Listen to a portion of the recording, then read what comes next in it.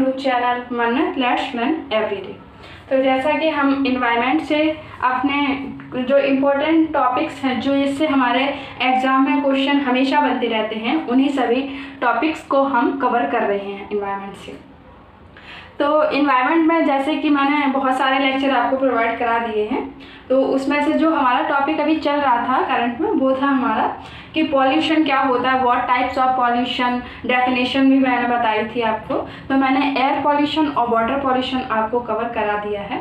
इसी में मैं आपको नेक्स्ट जो कवर करा रही हूँ वो है हमारा नॉइज़ पॉल्यूशन, यानी कि ध्वनि प्रदूषण।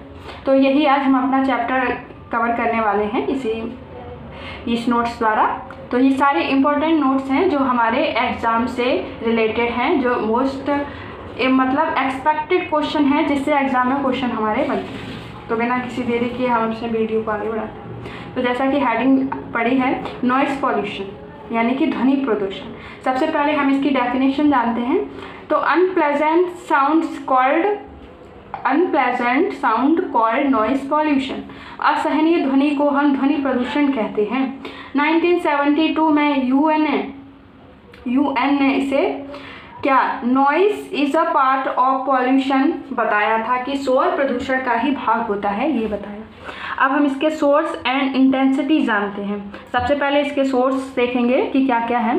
तो इसके सोर्स हैं वॉल्केनिज्म, ज्वालामुखी क्रिया, नेक्स्ट फाइटर प्लेन, फिर वाहनों की संख्या ज़्यादा होना, नेक्स्ट उद्योगों की संख्या ज़्यादा, नेक्स्ट लाउड स्पीकर, फिर पटाखे या बम चलाना, और नेक्स्ट न्यूक्लियर। ये सब हमारे क्या ध्वनि प्रदूषण के सोर्स हो गए। अब हम जानते हैं कि इंटेंसिटी किस में कितनी होती है। तो हम इंटेंसिटी के बारे में जानते हैं। सबसे पहले इंटेंसिटी को मेज़र डेसिबल द्वारा किया जाता है। ये किस वैज्ञानिक ने इसका इन्वेंशन किया था? तो ग्राहम बेल ने किया था। सबसे पहले हियरिंग पावर में जो इंटेंसिटी यानी कि तीव्रता होती है वो कितनी होती है? 120 से 140 डेसिबल होती है।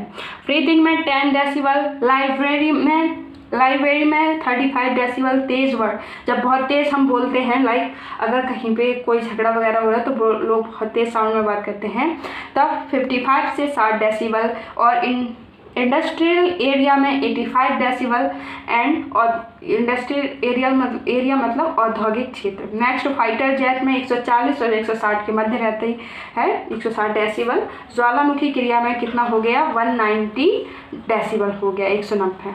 अब हम जानते हैं नॉइज़ पॉल्यूशन इफ़ेक्ट क्या होता है। तो ये रही हमारी नॉइज़ पॉल्यूशन इफ़ेक्ट। सबसे पहले इरिटेबिलिटी हो जाती है इंसान को, यानी कि अगर कोई इंसान ज़रूरत से ज़्यादा जहाँ नॉइज़ पॉल्यूशन ध्वनि प्रदूषण होता है उस एनवायरनमेंट में रहता है तो उसके अंदर इरिटेबिलिटी आ जाती है, मतलब कि चिड़चिड़ापन ज़्यादा होने लगता है। नेक्स्ट है कि हमारे जो न्यूरॉन होते हैं वो डैमेज होने लगते हैं। जब हम ज़रूरत से ज़्यादा किसी चीज़ का जब हमारे इन्वायरमेंट में जो वो प्रेजेंट होता है ज़रूरत से ज़्यादा, तो वो हमारी बॉडी को हमें बहुत हार्म करता है। तो ये प्रदूषण नॉइज़ पॉल्यूशन जब ज़रूरत से ज़्यादा हमारे इन्वायरमेंट में आ जाता है जहाँ हम रहते हैं, तो ये हमारे न्यूरॉन को भी प्रभावित करता है, जिससे कि मेंटल डिसऑर्डर भी होते हैं। नेक्स्ट है हियरिंग लॉस, यानी कि सुनने की क्षमता।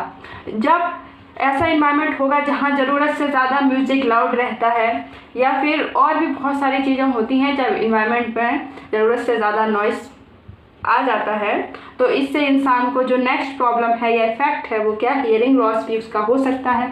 हार्ट अटैक भी आ सकता है, इसकी संभावना रहती है। नेक्स्ट है कि blood pressure will be increase, मतलब रक्तदाब भी बढ़ जाएगा अगर हम ज़रूरत से ज़्यादा नॉइस वाले इन्वायरमेंट में रहते हैं।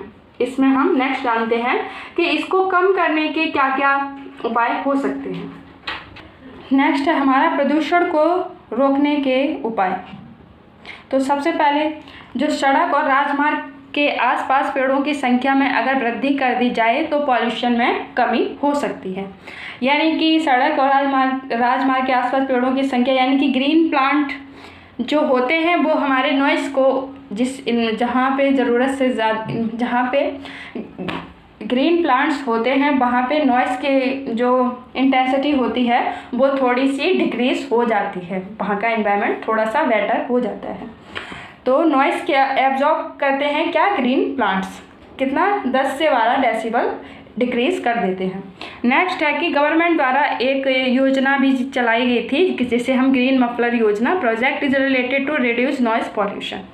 इसी में नेक्स्ट है हमारा कि constructed ridge wall of buildings, यानी कि इमारतों की दीवारों को थोड़ा खुरदरा बनाया जाए तो इससे भी हमारा नॉइस पॉल्यूशन कम हो सकता है।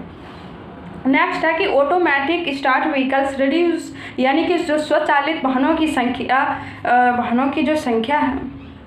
समस्या है उस संख्या में कमी कर दी जाए। जो ऑटोमेटिक स्टार्ट व्हीकल्स हैं उनकी संख्या में कमी कर दी जाए।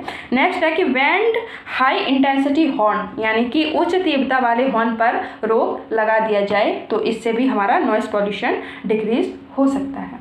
सो आज का ये वीडियो यहीं तक है हमारा लेक्चर। आई होप गाइस आपको हमारा ये वीडियो आज का पसंद आया हो। So thank you so much guys for watching this video. मिलते हैं हम नेक्स्ट अपने टॉपिक में जिसका नाम होगा सॉइल पॉल्यूशन, यानी कि मृदा प्रदूषण। Thank you guys.